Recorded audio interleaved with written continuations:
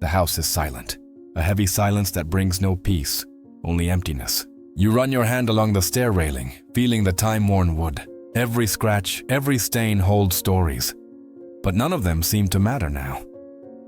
The boxes are stacked in the corner of the room. Inside them, pieces of an entire life. Yellowed photos, clothes that no longer fit, books no one opens anymore. You close one of the lids, pressing hard, as if sealing not just cardboard, but memories. In your pocket, the sales contract. The real estate agent will be here soon. The money will be used to pay off some debts, to simplify what's left. After all, why keep a big house if there's no family to fill it? The future, you think, doesn't need space. It just needs silence until the end. You walk slowly to the kitchen. The clock on the wall continues to tick away, reminding you that time doesn't stop, even when you wish it would.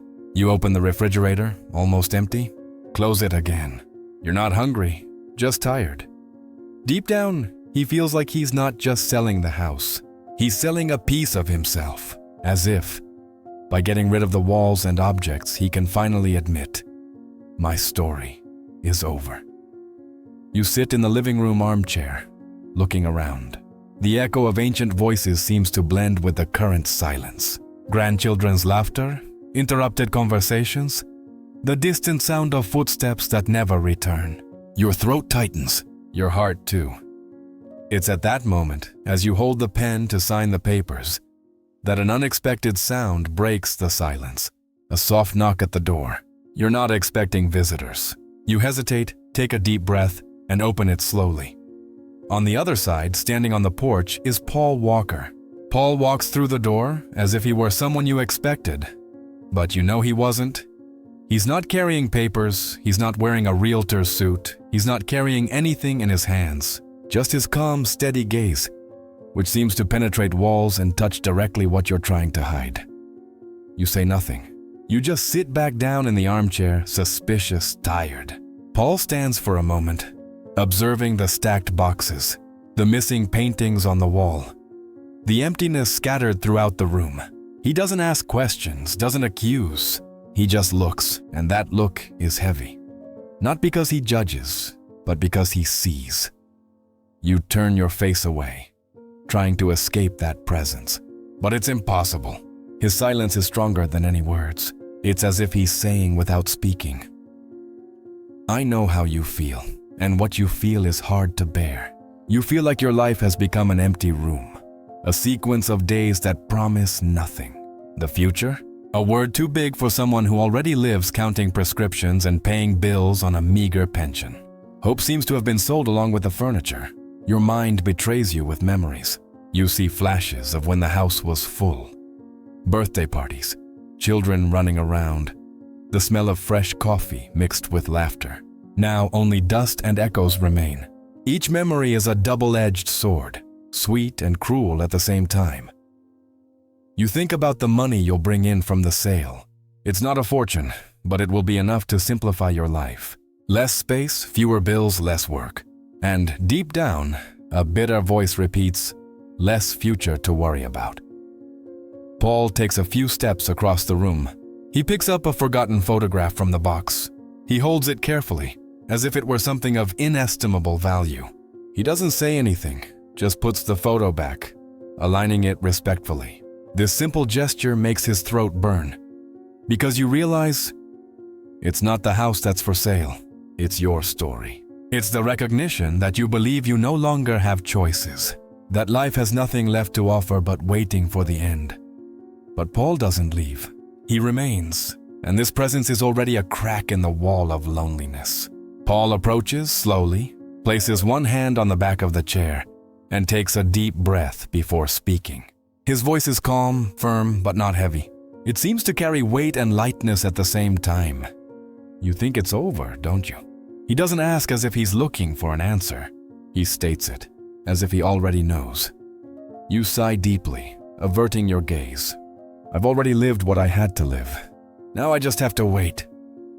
Paul leans in slightly, forcing his eyes to meet his. Waiting isn't living. Waiting is slowly fading away. You're still breathing. While you're breathing, there's life. You shake your head bitterly. What for? The future isn't for me. The future is for the young. I only have memories. Paul gives a serene half smile. The future doesn't belong to an age. It belongs to those who decide to walk towards it. If you wake up tomorrow, you already have a future. It may be small, it may be simple, but it's the future. The words hit hard, but you try to resist. And what am I going to do with this? Sell this house? Save some money so I don't have to work? That's all that's left. He straightens up, crosses his arms, and responds firmly. Money settles bills, but it doesn't solve emptiness. Money buys a roof over your head, but it doesn't buy meaning. What gives life value isn't what you keep in your pocket. It's what you give from within. You feel your chest tighten, but I have nothing else to deliver. Paul bends down to your level. His gaze is direct, deep. You have presence. You have stories. You have time, little or a lot, it doesn't matter. What matters is that you still have it. And while you have it, you can choose. Choose to call someone. Choose to teach something only you know. Choose to listen. Choose to give faith to those who have given up. The silence grows heavy. You feel tears threatening, but you hold them back. He continues, softer now. You think you're selling walls, but you're trying to sell yourself, as if your story no longer matters. But it doesn't work that way. You can sell your house, you can sell furniture, you can even sell clocks that count the minutes. But you can't sell the value of your life. Only you can use that until your last breath. You close your eyes, and the memories come flooding back. The old laughter, the hand-holding, the days of fighting. Paul notices. He puts his hand on your shoulder and says, "You are not what you lost. You are what you can still choose to change." That sentence cuts through you like fire. You don't respond, but you feel a crack inside you. Not the kind that destroys, but the kind that lets in light. You remain seated, staring at the boxes. They haven't moved. They're still stacked, sealed, full of hastily packed items. But now you see them differently. Once, they were proof of the end. Now they seem like chests of memories waiting for a choice. Throw away or use again. The weight crushing your chest seems to lose some of its strength. Air comes in easier, though still heavy. You notice something strange. The silence in the house hasn't changed, but it no longer sounds the same. It seems less cruel, less definitive. Paul walks to the window and opens the curtains a crack. Street light floods the room, illuminating dust particles dancing in the air. You'd never noticed how even the dust moves, as if the house itself reminds you that life is always in motion. He doesn't say anything, but you remember every sentence. You can't sell the value of your life. That resonates within you. It makes you think of the little moments you could still live. A phone call to an old friend, a piece of advice given to a grandchild, a smile exchanged with a neighbor. Simple things, but they carry more value than any check. The idea of selling the house no longer seems just practical. It feels like a decision. And Paul had said, choices create change. Maybe change isn't about giving up, but about transforming. Maybe selling doesn't need to be a goodbye, but a different beginning. You imagine using money not as an end, but as a bridge. Maybe traveling to a place you've always wanted to see. Maybe donating part of it to a meaningful cause. Maybe creating something small that inspires others. Money doesn't have to be a reminder of the end. It can be a tool for the future. Your gaze wanders around the room again.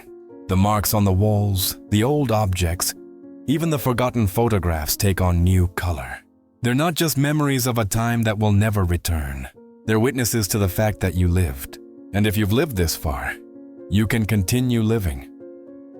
Paul approaches again, leans against the arm of the chair and asks silently, only with his eyes, "What now?" You don't answer out loud, but something that seemed dead is born inside you. Hope? The silence in the room is different now. It's not the cold emptiness of before. It's a full silence, as if it holds hidden possibilities.